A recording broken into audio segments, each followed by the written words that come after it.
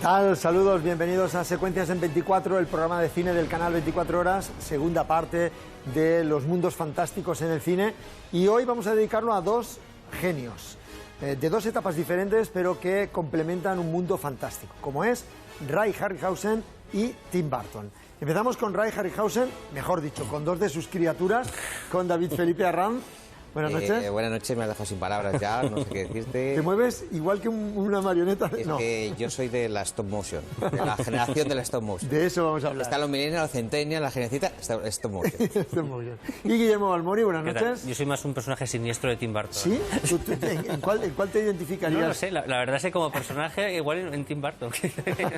Uno de la novia cadáver, seguro. Ray Harryhausen, una de las figuras más importantes del mundo del cine, uno de los creadores, no solamente de muñecos, sino también, es decir, de criaturas, sino también, estamos viendo algunas de sus legendarias criaturas que han pasado a la posteridad del mundo del cine. Muchas de ellas, a pesar del tiempo pasado, siguen estando en la retina de muchos. Veremos luego los esqueletos de Jason, por ejemplo, ¿no? Hay una cosa básica que yo creo que compartimos. Algunos me van a decir que soy un viejoven, pero yo pienso que a mí esta organicidad, esta tactilidad de los muñecos de Ray Harryhausen, a mí me parece más natural a la retina, más realista y más tangible que muchos efectos informáticos que los ves y te sacan de la película. Sí, porque yo creo que soy un viejo. Con tanto efecto digital, yo creo que da la impresión que estás jugando a un videojuego más que ver películas, ¿no? A mí me da la sensación que parece que vas a coger un mando y mover tú los personajes, porque es es casi más ficticio, ¿no? No, casi no, más ficticio. Claro. Pero se va perfeccionando, afortunadamente. Claro. Sí, pero tiene esa magia, ¿no? Hemos visto estas criaturas. Tiene esa magia particular que, a pesar de la digitalización del cine, uno sigue viendo esas figuras. Yo creo que es la ingenuidad. La ingenuidad es muy importante a la hora de ver cine. Es decir, ver el cine con ojos ingenuos se disfruta mucho más. Y estos personajes son ingenuos, en el fondo. Y yo creo que disfrutas como un niño viéndolos, ¿no? Y yo creo que hay una razón física. Está el plano de lo real fotografiado y en el mismo plano entran actores, los muñecos, es verdad, y están en la misma dimensión, pero en la informática superpones una capa, lo tratas digitalmente y desaparece esa sensación de realidad. La informática es todo un cuerpo que es todo falso. Aquí, como dices tú, se junta lo real con lo ficticio, con el dibujo animado a veces incluso, ¿no? Estamos viendo ahí pues esos dragones, arañas. Podía sacar Ray Harryhausen de cualquier elemento ya existente o creado nuevo, ¿no? Es que no solamente es saber crear con la técnica del stop motion, es tener imaginación para crear personajes. Es decir, tú puedes ser muy bueno con la técnica del stop motion, pero no tener genio para crear personajes. Ray Harryhausen lo que le pasaba es que tenía genio para crear seres nuevos, seres que él se inventaba uniendo otros seres, probablemente otras especies incluso, y creaba estos monstruos, como se quiera llamar. Yo creo que, fíjate, yo voy a lanzar una teoría. Creo que de Ray Harryhausen nace mucho cómic de la Marvel y de DC Comics. Es decir, el planteamiento argumental de las películas de Harryhausen, los muñecos y los seres mitológicos, nutren el cómic. Esta es la primera película. También, probablemente. Se nutre en sus inicios de los cuentos, como son La Caperucita, Rapunzel. Estos son los primeros trabajos que hizo Harryhausen, casi de un modo experimental, que era los cuentos de Mamaoka, lo llamaba él. Es decir, estaba Caperucita Roja, Rapunzel, creo que era el Rey Midas. Hacía varios cuentos hechos. No olvidemos, recordemos que para que la gente que no sepa lo que es stop motion, es que cada gesto que vas haciendo con la mano, el movimiento, se va fotografiando. Es decir, para hacer estos cuentos, pues claro, hacer una escena de 4 minutos te puedes llevar 6 meses haciéndola. Efectivamente. Bueno, pues esta era la primera historia que nos dejó la figura de Ray Harryhausen, y vamos ya a los primeros films. Destacamos El Gran Gorila como uno de los inicios. El Gran Gorila es la colaboración que él hace con Willis O'Brien, que no olvidemos que es el creador de King Kong, era su maestro, al que él admiraba, y junto él hace de ayudante de Willis O'Brien en este Gran Gorila, que es, claro, una especie de refrito de de King Kong, que te acuerdas que hubo una nueva versión con Charlize Theron, ¿te acuerdas? Y luego teníamos de esa época El hijo de Kong, El hijo ¿te de acuerdas? Kong, claro. Que era un gorila albino. Que era muy gracioso. Era muy gracioso. Que es la continuación directa. Era el ADN. Porque fíjate, esta película es del año 49, King Kong es el 33, Sí, han pasado tiempo ya, ¿eh? Sí, sí. Esta es la primera gran creación, yo creo, de Harryhausen. También comparte la creación con Eugene Laurier, que era el director de la película, y yo creo que esta es la eclosión, lo primero importante que hace Harryhausen. Fíjate qué maravilla. Incluso verlo hoy en día es espectacular, porque no solamente es lo que decía David, no solamente es cómo está hecho el personaje, es cómo lo metes con la realidad, ¿no? Lo integras.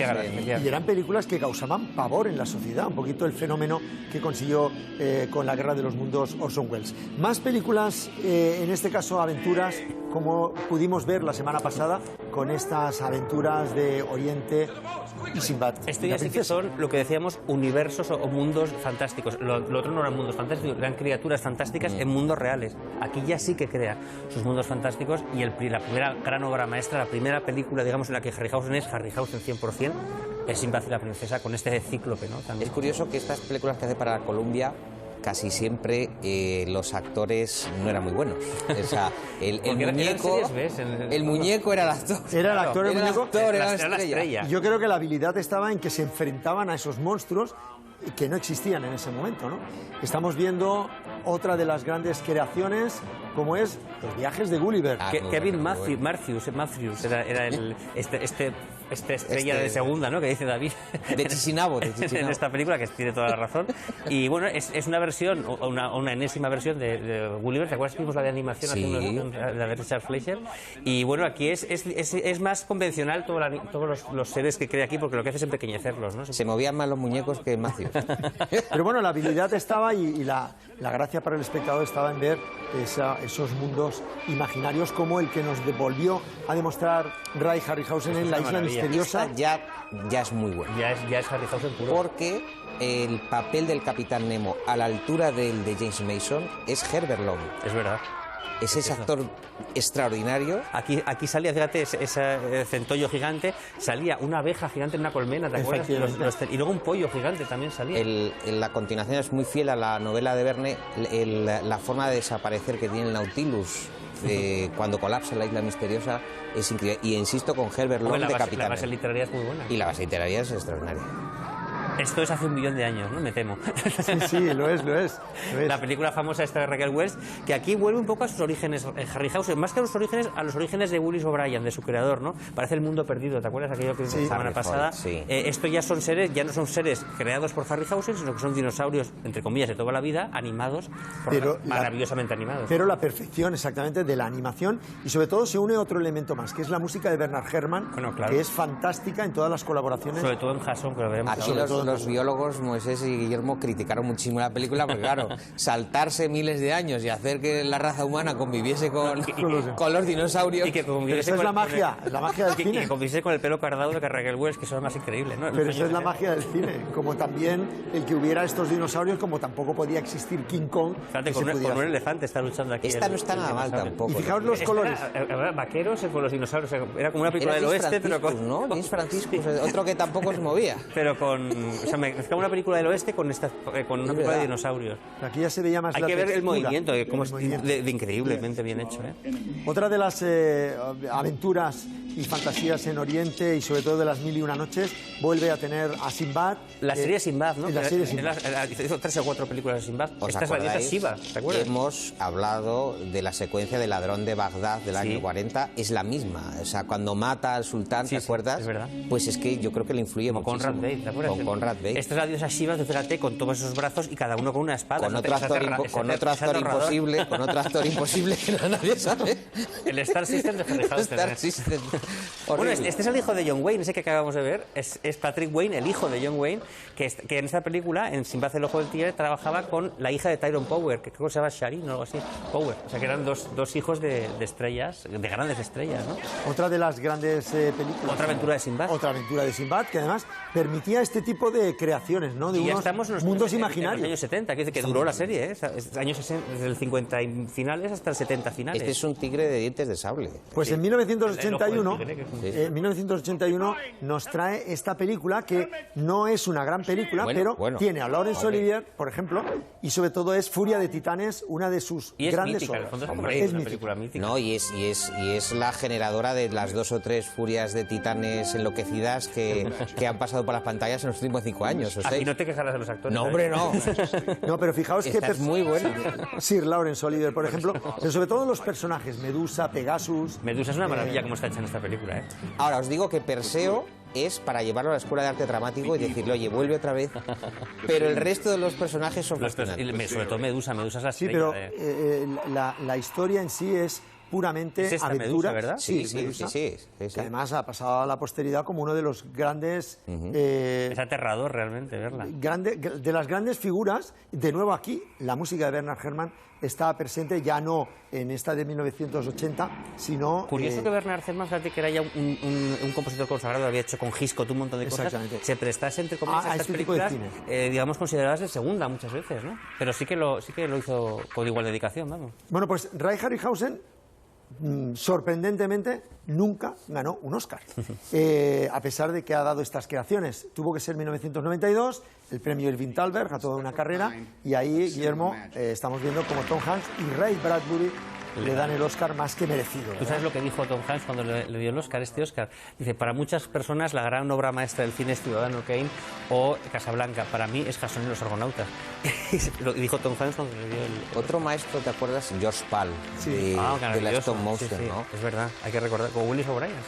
Claro. George Pal era buenísimo. Y George Pal era excelente. Es verdad. Pues ahí está Ray Harryhausen, y has mencionado el clásico que hemos escogido, Jason y los Argonautas. No podía ser otro. No podía ser otro, porque es una de las grandes creaciones que para muchos de mi generación, de la nuestra... Y partituras. Y partituras, la de Bernard Herrmann que decía. Fíjate, esta es la película favorita de Harryhausen y es la primera, y no sé si la única, que se concibió como una película no de relleno, porque las otras estaban concebidas como películas que acompañaban al estreno grande, eran películas de segunda que se hacían en sesiones dobles. Esta es la primera que se estrena como una película A, por así decirlo. Y que decir, fíjate, están los esqueletos, está, ¿cómo se llama? El dios del mar, no me acuerdo. Neptuno. Está Neptuno, que se te acuerdas, entre las aguas. Está Talos, ¿te acuerdas? Está Talos, que es una maravilloso. secuencia increíble. Y Charles Schneer, que también es el que le produce estas cosas a Harryhausen para la Columbia. Igual que le produjo la de la parte de Capitán Nemo, de la isla misteriosa. Este es Talos, ¿no? Sí, es maravillosa la escena de... Son escenas que además, para una generación de adolescente, eran películas primero por el movimiento del stop motion, pero sobre todo porque eran películas de aventuras de otros mundos absolutamente fantásticas. Y que te los crees. Tú fíjate, la escena de los esqueletos, que dura unos 4 minutos más o menos, tardaron 4 meses en rodarla. Y está hecha espectacular, ¿eh? Es decir, es que es un stop motion perfecto, lo que decía David, es que parecen reales, como salen de debajo de la... ¿Qué trabajo tiene esta escena de los esqueletos, por ejemplo, luchando contra ellos? La hemos visto anteriormente. Habías utilizado esqueletos ya en Sinbad y la princesa, pero esta es la eclosión de los esqueletos. Bueno, pues ahí mira qué maravilla esa legión de esqueletos. Y mencionabas antes al dios del mar, al dios Neptuno, que también... Otra de las escenas, ¿no? Aquí la escena de cómo abría los mares y sobre todo la importancia de conjugar las maquetas, ¿no? Ahí ese lago, que seguramente debía ser una piscinita, un barreño, un tanque, pero que perfectamente estaba curioso. Con la esto figura. más que una criatura realmente es integrar las dos escenas, ¿no? Porque no es una criatura, realmente es una... Eran películas con una participación británica muy grande, que los presupuestos tampoco... Columbia tenía una sede importante en Inglaterra. Y claro, los presupuestos tampoco es que era una cosa de Hollywood, de pero los lucían, ¿eh? Pero los lucía muy bien. Los lucía muy bien. Maravilloso el repaso que hemos hecho. Luego volveremos, lógicamente, porque la figura de Ray Harryhausen a lo largo del cine ha estado muy presente. Y ha influido en muchísimos cineastas. Efectivamente, y por eso precisamente, Guillermo, David, vamos a ir con uno de los directores contemporáneos más importantes y que ha bebido tanto de las fuentes de Ray Harryhausen como del universo fantástico. Hablamos de Tim Burton.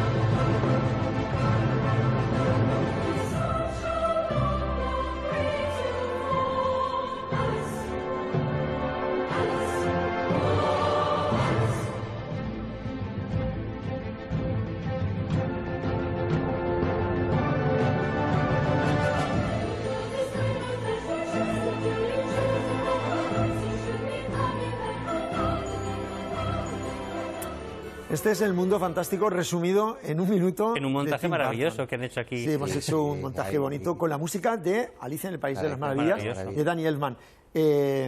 Sin duda, el gran heredero, ¿verdad?, en los tiempos contemporáneos. Yo creo que es un creador. Ser un creador es muy complicado. Y ser un creador actualmente es más complicado igual que incluso que en la época de Harryhausen, porque hay más competencia y porque se ha hecho casi todo, o al menos lo que parece que se ha hecho todo. Crear un universo propio como el que crea él es complicadísimo. Yo creo que en el cine actual nadie ha creado un universo como él, que además enriquece en cada película. Y enriquece y además homenajea, porque Vincent, por ejemplo, que es el primer cortometraje que hace, con la técnica del stop motion sobre todo, es un homenaje a Vincent Price, a su gran bebé de Vincent Price y de Edgar Allan Poe, porque son dos de los grandes referentes en ese universo gótico, majestuoso, desbordante del mundo de Tim Burton. Además, aquí en este cortometraje pues, representa que él quiere ser, Vincent Mallory, el personaje de... Coincide con David en esos inspiradores, ¿verdad? Tú también eres muy de Vincent. Sí, además, yo creo que él lo cuenta él, ¿no? Y lo cuenta su equipo. Él hacía estos dibujos en el colegio. Claro. Él dibujaba, bosquejaba estos personajes. Era un friki, ¿no? En el colegio. Se alimentó de los esqueletos de Walt Disney. Él era un fan de las historias de fantasmas de la Disney, de los clásicos. Yo qué sé, pues Mickey, Pluto, Goofy, la búsqueda de fantasmas. Y todo eso le fue dando una vuelta de tuerca barroca, oscura y siniestra, que quizás era la marca y melancólica. El libro romántica. Y romántica. Es el homenaje que hace a Frankenstein, además incluso con una perrita que es la novia de Frankenstein. Es que tiene referencias cinéfilas continuadas, y yo creo que también que es lo que enriquece, ¿no? De cine clásico tiene muchísimas referencias. Sí. Aunque fíjate, a mí me gusta más cuando es el Tim Burton original haciendo su propia historia, ¿no? Por ejemplo, esta que vamos a ver, que es Pesadilla antes de Navidad, no es él el director, es el productor, pero está el sello de él. No puede ser de otra persona. No, pues Henry Selick sigue los... Es un poco como Disney, las películas de Disney no están dirigidas por Disney, pero son de Disney. Henry Selick es el stop motion, el muñeco de Tim Burton. Y las canciones tan bonitas de Danny Elfman, como volvemos a ver en La novia cadáver, vuelve al color del blanco y negro, vuelve a ese mundo gótico, a esos personajes. Qué dificultad, Guillermo y David, en hacer cada gesto de cada uno de los muñecos animados, y además con una historia tan bonita como esta. Y hacerlo con esa técnica, porque imagino que podía haber optado incluso por otras técnicas diferentes, pero opta por esta técnica. Yo creo que quería ser muy fiel a esa parte analógica, a esa parte analógica que él había visto de pequeño. Sí.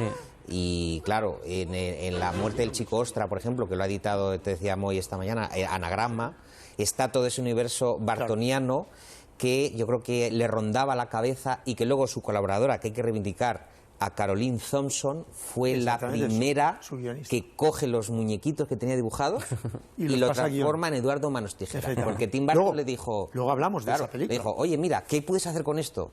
Y esta mujer, lo que hizo. Y Caroline Thompson hay que reivindicarla. Bueno, la entrada en el mundo ya no animado ni stop motion significa para Tim Burton un personaje magnífico con Michael Keaton que se llama Beetlejuice.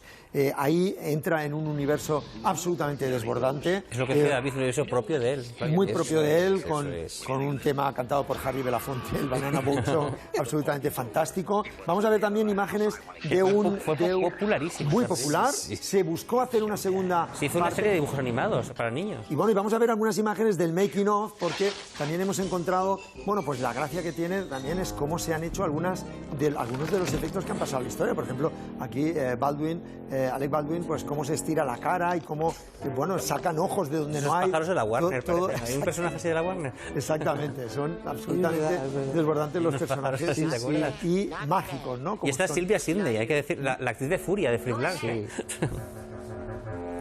Era la Gina Davis también de Los momentos de la mosca, ¿os acordáis? Cuando ella fue una estrella total del cine de los 80. Breve, pero intensa.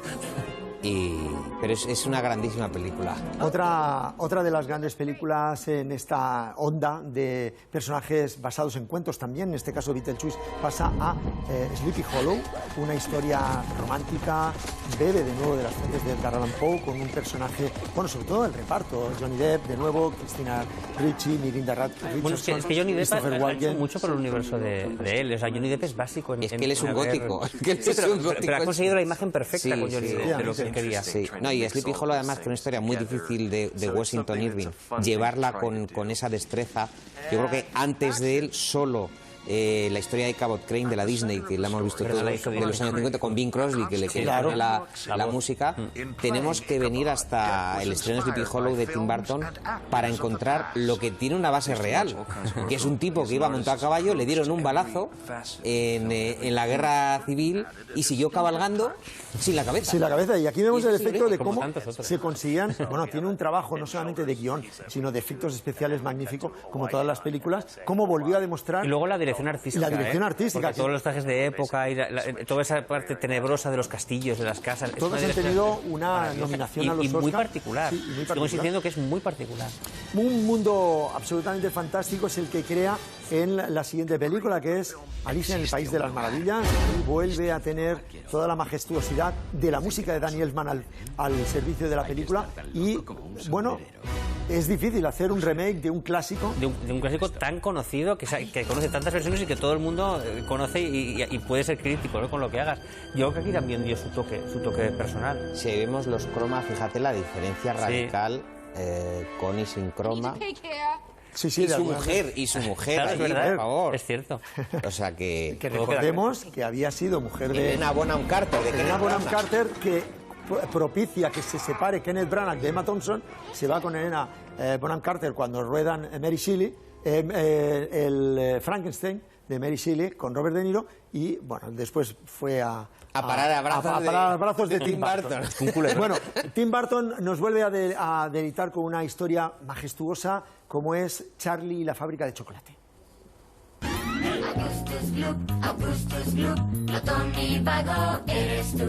Augustus Gloop, tan gordo y vil, avaricioso e infantil. Es hora ya, arriba bailar por ese.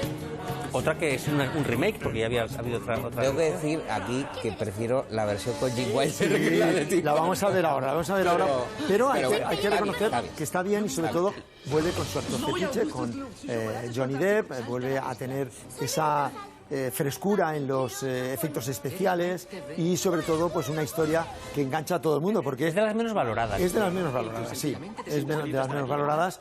Está Christopher Lee entre ellas, y esta es la versión de 1971. Pero ves, ahí Gene Wilder no está pasado de revoluciones.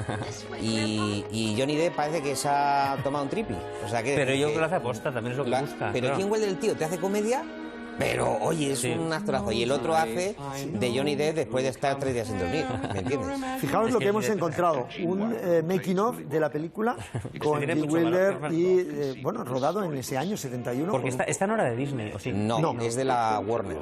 Es una Aquí estamos viendo, está contado en primera persona por Gene Wilder, que explica pues el rodaje de esa película fantástica que para muchos sigue siendo mejor que la versión hecha por Tim Burton. A mí me encanta. Es que soy fan de Gene Wilder. Se nota. Bueno, vamos con otra película importantísima en la filmografía, una obra mayor que se llama Big Fish, un film que es un canto a la paternidad y que es una auténtica obra maestra. Yo creo que uno de los cúlmenes artísticos de Tim Burton, una preciosa película. Yo creo que es a lo mejor su obra maestra. Yo creo que es, sí, una de las grandes obras maestras con... y eso sí que es un universo sumamente especial. Absolutamente. Y además es preciosa con Albert Finney, ahí le tenéis. Sí, es verdad. Y tiene esa parte romántica, tierna, porque no solamente es gótico, es que sabe llevar ese romanticismo también. ¿Has dicho Gothic? Batman es en 1989 una excelente puesta al día del cómic. Crea el personaje de Joker por Jack Nicholson, majestuoso. Michael Keaton en el papel de Batman. Todo de nuevo ese mundo lo revive, ¿no?, de alguna manera. De Gotham. El año 89 con el Batman de Tim Burton produce un fenómeno social a nivel mundial allá donde se estrena. Pero no fue el único personaje de fantasía, pero de superhombres. Ahora no me salía la palabra, porque quiso hacer en 1989 Superman. Y estas son las pruebas de cámara de Nicolas Cage, que fue el personaje, el papel estaba diseñado para él. Aquí estamos viendo las pruebas de vestuario que hizo para la película, que finalmente no se estrenó. Menos Tenía mal. 30 millones había invertido en la Nicolas Cage quería la ciudad de Superman. Con guión de Kevin Smith. Al final por la ventana. decidieron desecharlo y ahí queda para la posteridad las imágenes. Eso sí es una pesadilla antes de Navidad. Un anticlímax. Bueno, Mars Attacks sí que es la película que nos dejó posteriormente un absolutamente psicodélico ataque marciano con algunas imágenes con esos cabezones que eran de la película Sources o no sé qué. Sí, absolutamente. De serie B. Y otro de los remakes que ha hecho Tim Burton con mucho éxito ha sido El planeta de los simios, donde tiene un pequeño papel de cameo el propio Charlton Heston. Charlton Heston pidió ser simio, pidió no aparecer, aunque le pidió el productor que apareciera, Zanu, y dijo, no, pero yo aparezco disfrazado, es decir, no está ni en los créditos de la película, esta que inició una saga también con El planeta de los simios. Una de las películas más parodiadas por los Simpsons. Exactamente. Bueno, y tenemos un libro, hablando del planeta de los simios, nos trae Guillermo Balmori el libro que ha editado Notorious. Guillermo. Este es un libro, pero que es de la originaria Planeta de los Simios, de la de Charlton Heston como protagonista.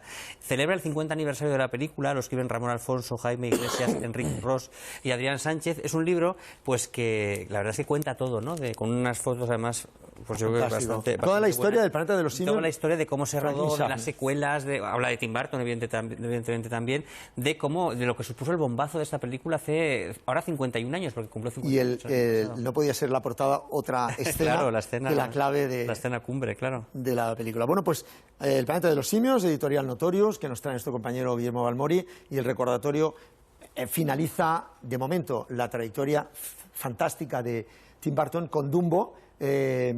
Bueno, una película que correcta, se esperaba más precisamente por la unión de un plantel de actores absolutamente magnífico con Colin Farrell, creo que estaba también Michael Keaton, Danny DeVito y la magia de Tim Burton, pero bueno, queda como una película correcta.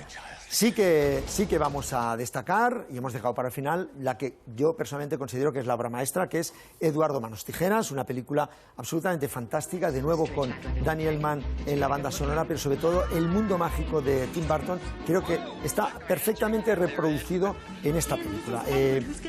Eduardo Manos Tijeras tiene muchísimas historias. Supuso el debut de Johnny Depp con Tim Burton, que venía de interpretar además Pesadilla en Elm Street.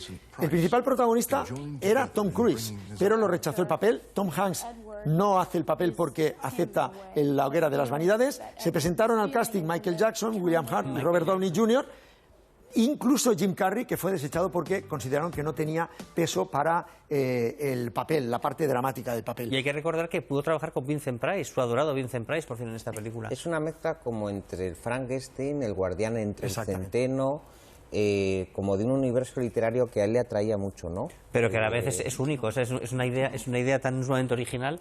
Y luego hay que decir que la guionista Caroline Thompson basó el personaje protagonista en el perro que ella tenía. Era además Charles Chaplin la gran fuente en el maquillaje que el propio Johnny Depp quiso hacer. Johnny Depp quiso que el papel de Chaplin lo tuviera, por eso esa tez tan blanca, ese maquillaje, esa figura, solamente tiene 172 palabras todo el guión del papel de Johnny Depp.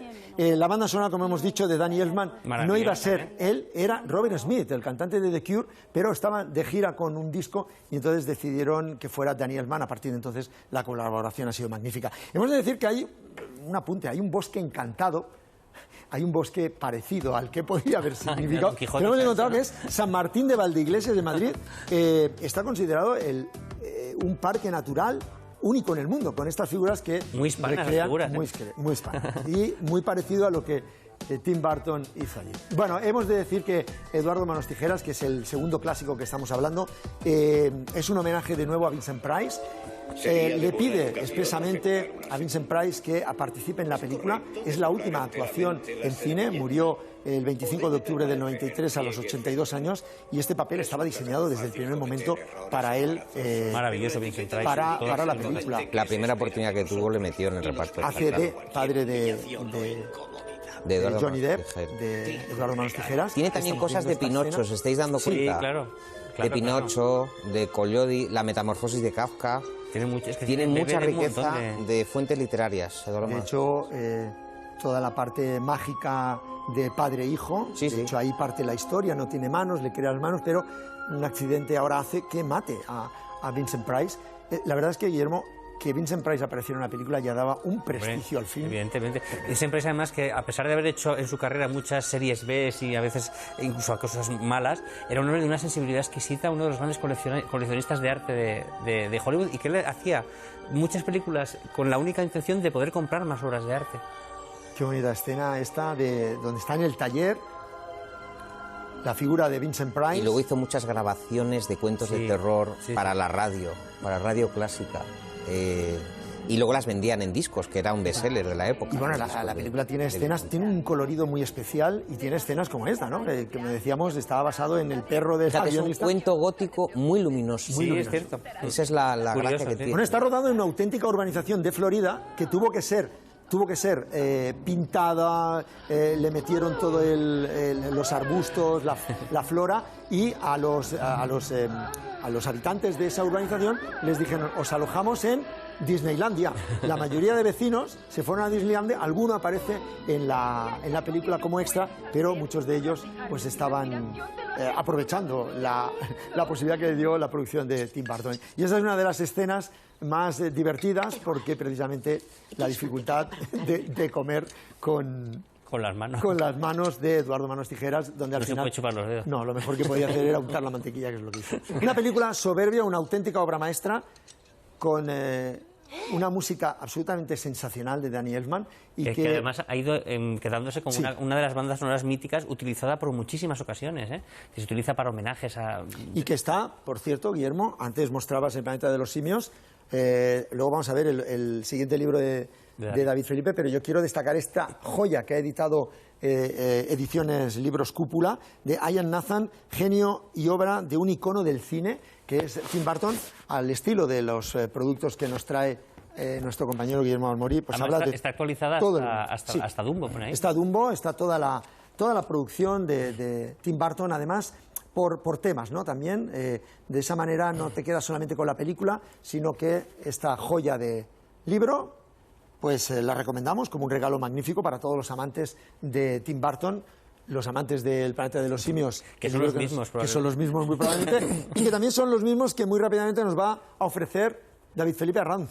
Bueno, como estamos con el tema de los mundos fantásticos, Muriel Barbery, que es la autora de La elegancia del erizo, que fue un bestseller, es profesora de filosofía, o ha sido profesora de filosofía, y recupera un mundo que parte de la exploración que hacen dos jóvenes del ejército español, Alejandro de Yepes y Jesús Rocamora, que se encuentran señales de alarma, pues yo que sé, muy relacionados con el cambio climático, el cuidado de la naturaleza, y crean, reinventan de alguna forma lo que están haciendo mal los hombres, ¿no? Es decir, que los animales enseñan a estos seres... Seix Barral, ¿no? Seix Barral es la editorial, y Un país extraño, de verdad que merece la pena. Nos vamos a ir, pero hablando de libros, el martes es verdad, se me había olvidado. Tiene una... Ya estoy yo para recordarlo, Guillermo. Este miércoles 22 a las 7 de la tarde, en FNAC haremos un homenaje a Lo que viento se llevó, que como sabéis cumple 80 años, con el libro que hemos sacado del 80 aniversario. Será una charla visual en la cual vamos a poner escenas inéditas, test de cámara. Va a ser muy divertido. A la gente que le gusta Lo que viento se llevó,